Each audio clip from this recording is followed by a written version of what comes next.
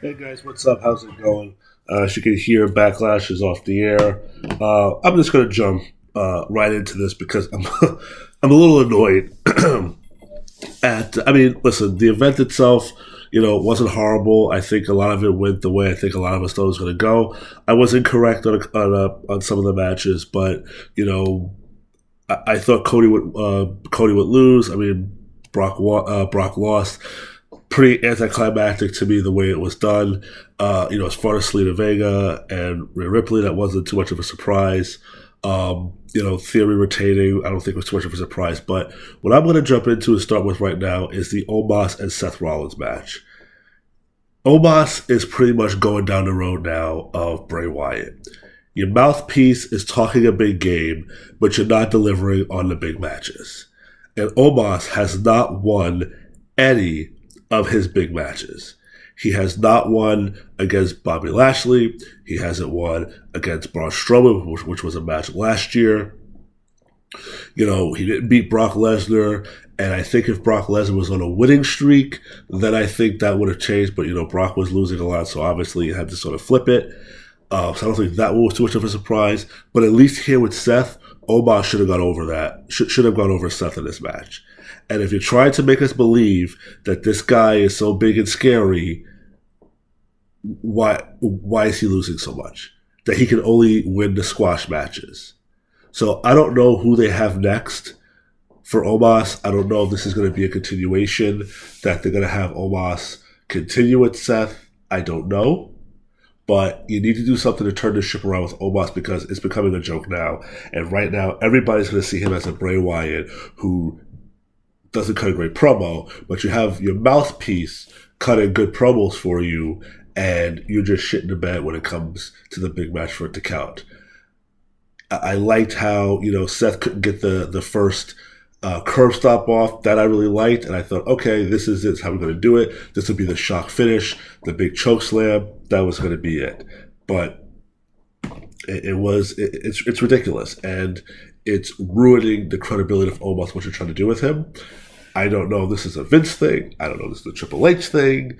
But the fact is, it has to turn around because you're going down the road of a Bray Wyatt. You're going down the road of a great Khali. You're going down the road of a Big Show where they're just going to turn you into a joke. No disrespect to Big Show, but come on, they pretty much use that guy as a joke. Even part of Kane was used as a joke. And it seems like Omos is following the trend of all the big men. For a little bit, Mark Henry became serious. He had his little stretch, and then they turned him back into being a joke, and he was back to being jobbed out. And Omos is going down that road. They need to fix it. Because you're not going to believe he's going to win anything. Unless he's facing somebody like Ziggler, Mustafa, Ali, or one of the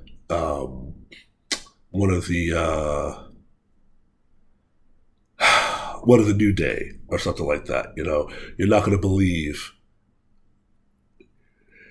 Excuse me. You're not going to believe that he's going to win any of the big matches, and it's just ridiculous. And I'm pretty much getting tired of it. They just need to fix it.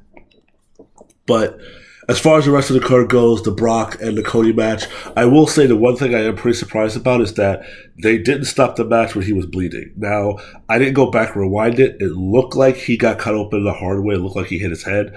Now, he could have bladed himself, concealed it very well when he hit it, and his hand bounced back and he cut himself. I couldn't see it, but it kind of looked like he got busted open. I mean, Brock seems to be pretty sensitive in that area, that he's always seems to be getting busted open, but I don't know. But I was a little surprised they did not stop the match to clean him up. They let him go. And I was really surprised. Even the referee was slow on putting the black gloves on. So does that mean they're sort of loosening up the whole thing with the blood right now? Because before they were stopping the matches to clean the guy up, and they just let this go. Like I said, the match ended pretty anticlimactic, very similar to how Roman and Brock ended last year at WrestleMania. I don't know if this is a one-off with Cody and Brock. I mean, the question is, Who does Cody work with next? Where does Brock go? My assumption is they're both going to be in the tournament for the World Heavyweight title, and we're going to go in that collision right then and there. We'll see. But to me, there's really nothing exciting about the match. Rhea Ripley, Zelina Vega. Like I said, no surprise there. We knew Zelina wasn't going over, even though she was in her hometown of Puerto Rico. It just wasn't going to happen. Rhea was going to win. A little surprised with the Bianca Belair Io Sky. So it looks like Bianca's going to become the SmackDown champion and Rhea's going to become the Raw champion. Again, I think it's ridiculous that you went through this whole storyline for Charlotte just for her now to give up the belt to become a Raw champion as opposed to the SmackDown champion. I just think that didn't make much sense, but that's what they're going to do now. The titles are going to be swapped. And that's it. The Bianca Belair and Io Sky match was a very good match. Like I said, Io Sky is very talented. I really think she should have went over here in that aspect. They didn't go down that road. It is what it is. But very good match. And Bianca's going to be your new SmackDown champion. Austin Theory, Bobby Lashley, Bronson Reed. Again, I think it's what you expected with the match. Not surprising that Theory won. We knew the title was going to stay on SmackDown once we knew Theory got traded. The question is, who is going to be the champion? Was it going to be Bobby Lashley or was it going to be Austin Theory? You know, now that Gunther is on Raw, we knew the United States champion was his thing, and we knew Bronson Reed wasn't going to win. That we knew. It was either Lashley or that. I thought it was very good. A good way to have Theory win, that Lashley does the work. He slips in. A very heelish thing to do. Will these two continue their feud on SmackDown? We shall see. Does this give Roman some fresh challengers? Yes, because remember I was saying who's next? He's pretty much run through the entire roster. Well, you have AJ Styles now. I don't think he's done anything with Bobby Lashley. So you have Bobby Lashley. Like I said, I did say you could do something with Sheamus if you wanted to. But at least off the bat, you have Bobby Lashley and you have AJ Styles. So right there, we have some fresh things to go on SmackDown. The Bad Bunny Damian Priest match, again, a pretty exciting match. I will get that. Bad Bunny, I give a lot of credit. Like I said, to me, he takes this much more seriously than that of Logan Paul. I don't think it was a surprise, obviously, that Bad Bunny won the match. We knew that was going to happen. I would probably say the biggest surprise of the night was Carlito. And it took me a little bit. When the music hit, it took me a while to figure out who the hell was coming out. Like, the music was just not clicking in my head of who that was. I'm like, who is that? Because they kept showing the crowd, and then Carlito came out. Carlito didn't look like the shape that he was in when he came back at the Royal Rumble, I think 3 years ago, he came back to the Royal Rumble. I mean, obviously he's bigger than what he was when he originally was in WWE, but, it looks like he didn't really keep up the regimen, but that's just a new point, not making fun of him, just something that I just noticed off the bat. But, obviously the crowd went crazy. I think Savio Vega was a bit of a surprise too, but I think Carlito was the biggest surprise. Certainly did not see that coming with Carlito. Very good way to utilize him. Very good way to make the crowd happy. I mean, everything about that match WB got right. We knew Ray was going to come out. We knew Dobby was going to be there. We knew Finn was going to be there. But they pulled all the right levers in that match to make the crowd happy because Selena wasn't going to win. So listen, we can't have two hometown heroes losing, and you just gave them everything, and it was great. The crowd was hot. It was a great match. A lot of fun. And then the last match with Solo Sikoa, the Usos, and Riddle and the tag champs. A little surprising that happened. I will say that the Usos or the Bloodline was due for a win because they have been going downhill.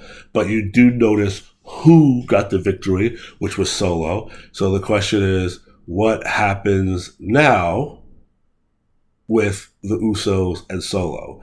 Roman's going to be back on Friday. Does he say, listen, you guys didn't get the job done. It was Solo who got the job done. You guys still have some more work to do. Okay, since you couldn't bring me back the tag titles, can you go to Raw and get me the Intercontinental title? Can you get me the U.S. title? Something to that effect. Is that the road we're going to go down? I have no idea. But I will say this. WWE is not always great at continuity. But in this sense, I will say this has been a long storyline and very well told. Now, you can take a break from this if you wanted to. And let's say 6 months from now, Sammy and Kevin start having issues. That trust, can you trust Kevin? Is that jealousy in Kevin coming up? Shawn Michael-esque, that Shawn always turned on his partners. Are we going to see that? And when we see the rift, wouldn't it be ironic if it was the Usos who slipped back in and took back the tag titles? Now, I think at some point, like I said, we need to separate the titles. You heard Michael Cole say that Sammy and Kevin could go on both shows because they're the champion.